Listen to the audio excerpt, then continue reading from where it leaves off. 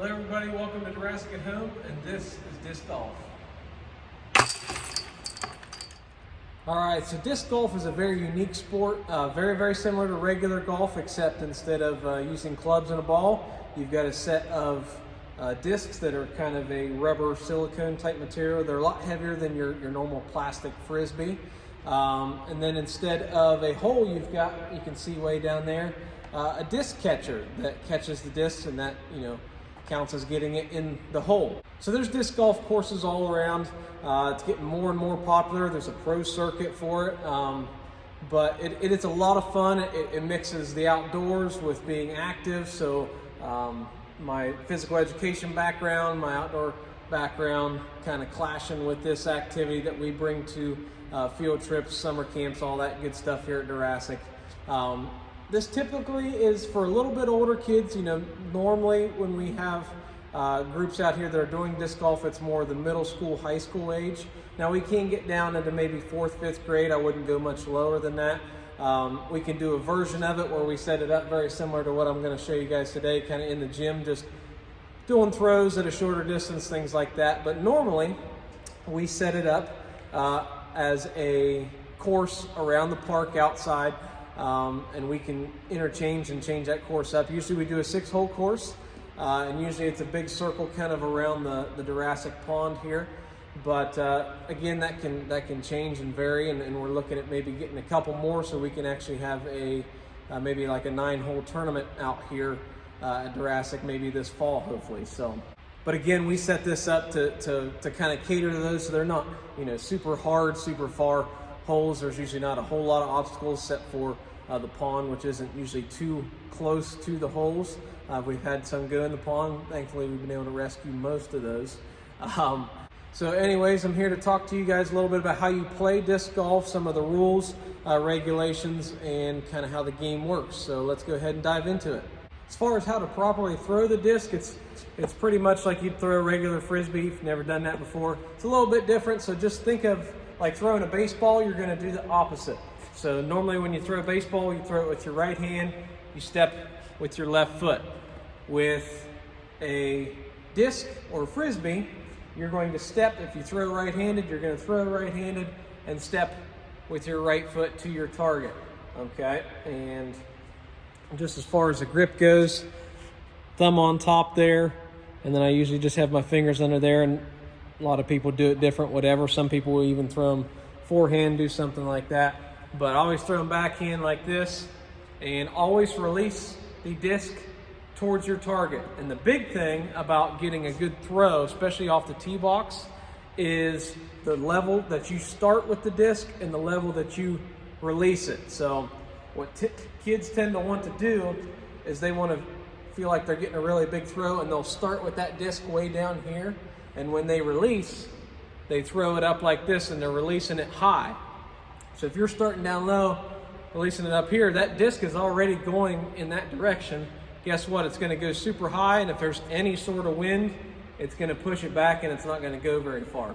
So the key to getting a good throw is kind of getting down a little bit, athletic stance, but keeping that disc a little bit above waist high, and keep it level throughout your entire throw. And keep it level this way too. So if I'm throwing it like this, you don't want to be like this, because that sucker's going to curve like this once you let go. Or if you hold it like this, it's going to want to curve this way, especially if you got any wind. But just as level as possible from start to finish for your throw. That is the key to getting good distance out of it and good accuracy when you're closer to the disc catcher. So again, disc golf is very similar to regular golf. So what we do with groups is normally we put them with 3 or 4 other players. Now each player is going to get one of these cinch bags, and this is kind of like your golf bag. Okay, so this is going to carry your discs. You can wear it like a backpack. I know we passed these out a couple years ago to school, so a lot of kids are familiar with these anyways, but this is, we have these designated for disc golf, and you can see right there that each one of them has a number on it, and that is what you need to pay attention to make sure that you're getting your discs in your bag and keep those in order. So inside each bag is going to be a set of 3 discs. Okay, and color does not matter because they're all various colors. Some are going to be red, white, blue, orange. You can see pink, yellow, but there's all different colors of them.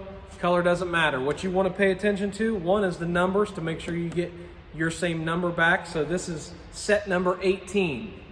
Okay, so I'm going to have number 18 on all of my discs.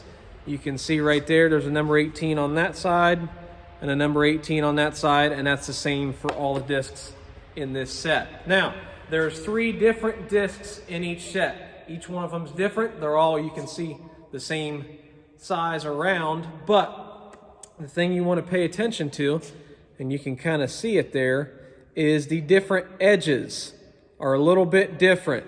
So each disc has its own purpose. What disc you use doesn't really matter. It's kind of like just whatever you feel like, just like regular golf. I mean, yeah, this is going to hit the ball farther. This certain disc is going to go farther, but it's totally up to you. You can use the same disc for the whole game. It doesn't really matter. But I'll kind of break each one of them down so you know which ones are better to use in different situations. So first off, we have your driver, okay? And it is going to have a pretty picture of a leopard on it. And it'll say right on it, fairway driver. So you can see right underneath leopard there, it says fairway driver. So this is going to go the farthest out of the 3 discs. It is a much more kind of sharper edge. It's going to cut through the air a lot better. It's going to go farther. Maybe not as accurate as the other 2, but it is going to go much, much farther. So you want to use the leopard or the fairway driver definitely for your first throw out of the tee box. The next one is your mid-range. So it is going to have a nice picture of a shark on it. Okay, so your shark, and it says mid-range right on it. This is going to be for like your second, third shot, somewhere where you're not close enough to just kind of put it in and throw it in there for your last shot, but maybe it's not quite as far as your drive was off of the tee box, and you'd use that. So it's got a little bit of a different edge to it. It's kind of still somewhat sleek, but then it's kind of got this bottom little lip down here. So it's going to go fairly far, maybe just not as far as the driver. And finally, you've got your putter. So it is going to have a picture, make it nice and easy, picture of a disc catcher on it, and it's going to say putt and approach right on it, so you know that this is your putter. It has got a very rounded edge to it, you can see, so it's not going to go as far, it's not going to cut through the air, but it's going to make it a lot more accurate for those short range throws, throwing into the actual disc catcher. So all right, so a little bit more about keeping score and the map and all that stuff. So each group of kids, you know, that is going to be playing together, they're staying as a group, is going to get one scorecard and map. So it's got a map on one side, scorecard on the other, and a pen or pencil to be able to keep track of the score. What I always tell is make sure you designate the person that you guys trust the most to keep score so they're not cheating you. But you can see the map kind of lays everything out, makes it very, very dummy proof as far as what direction you're going, where the next tee box is, where the next disc catcher is, all that good stuff. And it's even color coded, so you can see that disc catcher down there is yellow on the top. We have red and blue ones as well. You can see on this scorecard and map that each one is red, yellow, or blue, and it's going to be the same color on the course. That way you can just double check. And then the arrows mean where your tee box and fairway start. But then on the back, you've got your scorecard. Okay, and you're going to put your names or initials down here on this column, and then it's got a column for each hole. So 1, 2, 3, 4, so on.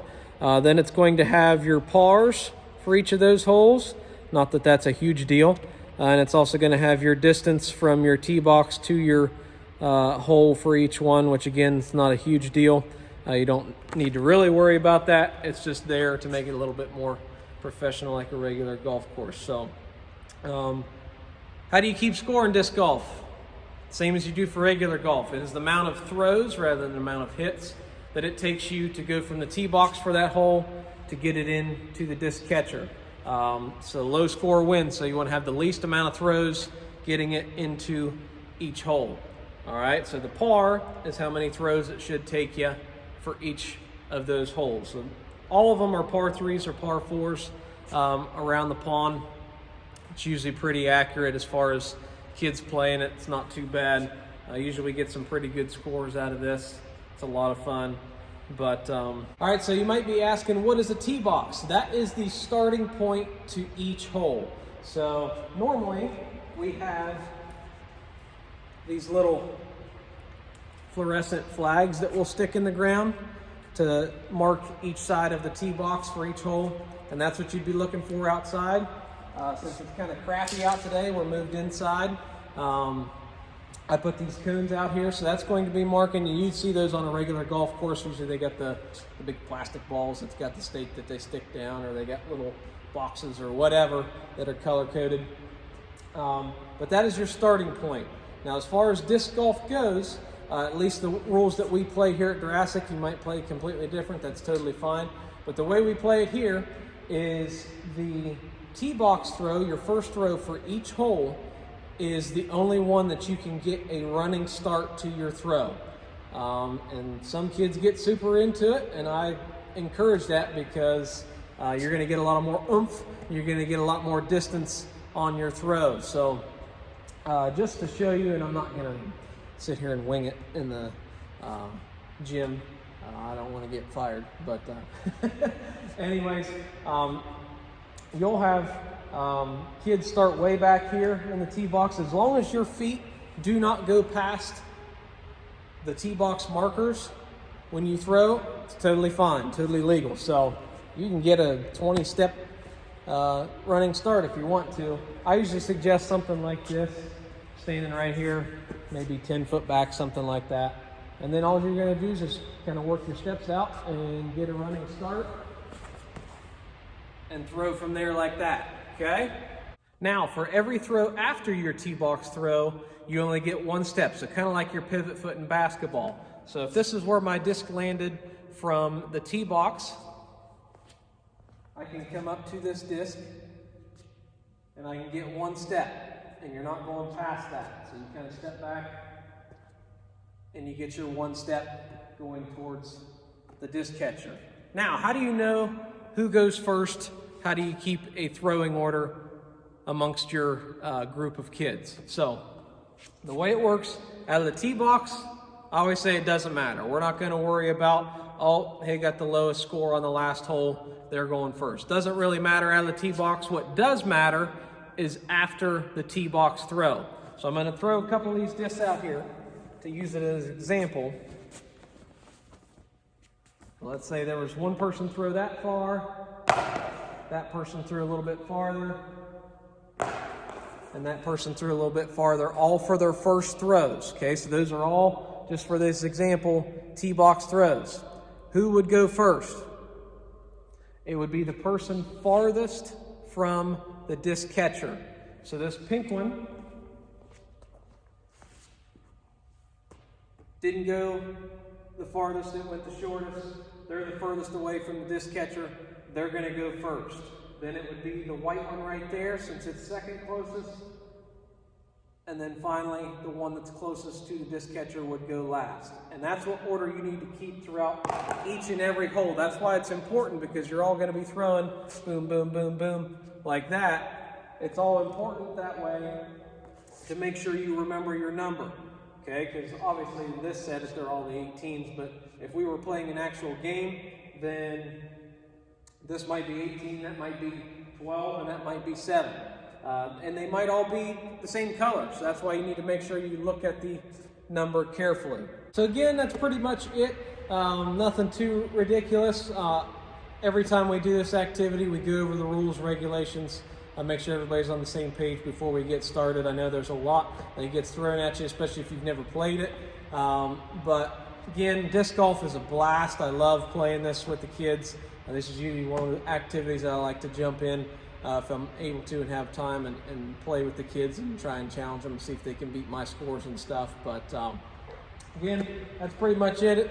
Like always, if you got any questions about disc golf or anything else, out here at Deerassic Park, education-wise, feel free to comment below, and I'll do my best to answer you. Other than that, we'll see you guys tomorrow.